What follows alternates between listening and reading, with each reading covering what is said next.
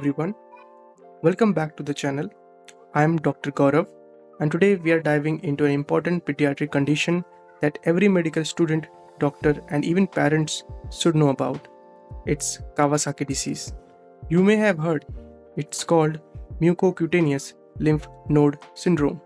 It's rare, but when it occurs, timely recognition can be life saving. Now, what is Kawasaki disease? Kawasaki disease is an acute febrile illness that primarily affects children under the age of 5. It is medium vessel vasculitis, which means it causes inflammation in the blood vessels. The big concern here, coronary artery involvement. If untreated, Kawasaki disease is the leading cause of acquired heart disease in children in developed countries. Now, what are its causes and risk factors?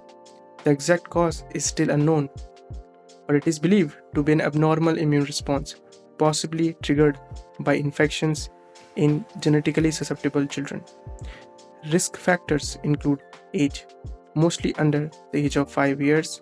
It's slightly more common in boys and higher rates in East Asian population, especially in Japan, where its rate of occurrence is 350 per 100,000 population. It is also the most common medium vessel vasculitis in children in Taiwan, Singapore, and India. Clinical features of Kawasaki disease. The classic features are fever lasting at least 5 days, plus 4 out of 5 of these features. One is bilateral conjunctivitis, that is non-purulent red eyes. Second, we have polymorphous rash that can appear anywhere. Third, we have oral changes like strawberry tongue, red cracked lips.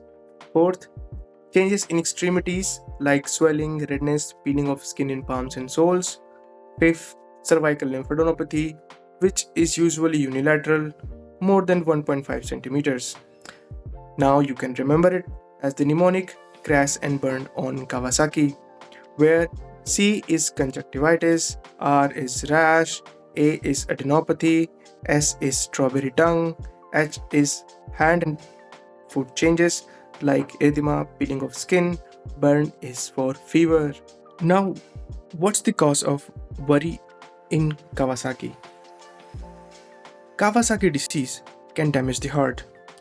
It can cause coronary artery aneurysms, myocarditis, pericarditis, valvular heart disease.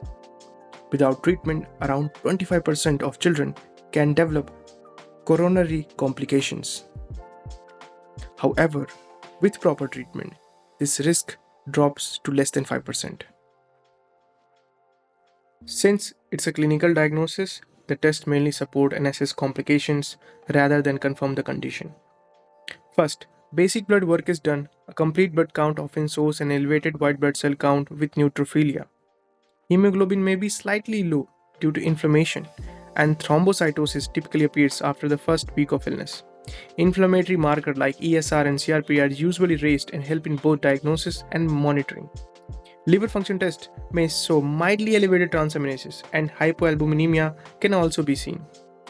Urine examination may reveal sterile pyuria, which means white blood cells are present without a bacterial infection. Next, the most important part of the evaluation is the heart. Kawasaki disease can affect the coronary arteries, so an echocardiogram is recommended. It should ideally be done at the time of diagnosis, then repeated at around 2 weeks and again at 6 to 8 weeks. The echo helps detect coronary artery aneurysm, myocarditis, and any pericardial effusion. An ECG may also be done to check for arrhythmias or sign of myocarditis. A chest X-ray can be useful if there is suspicion of cardiac enlargement or any lung involvement. Management is very specific and time sensitive. IV immunoglobulin given as single high dose within the first 10 days of illness. This drastically reduces coronary complications. High dose aspirin initially for anti-inflammatory effect, then low dose for its antiplatelet action. Corticosteroids or biologics may be considered in resistant cases.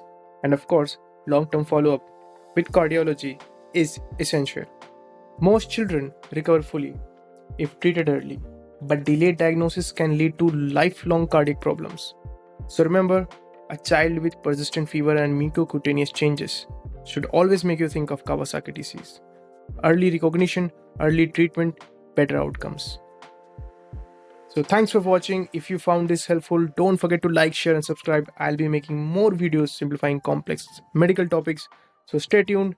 This is Dr. Gaurav signing off. See you in the next one. Dr. True.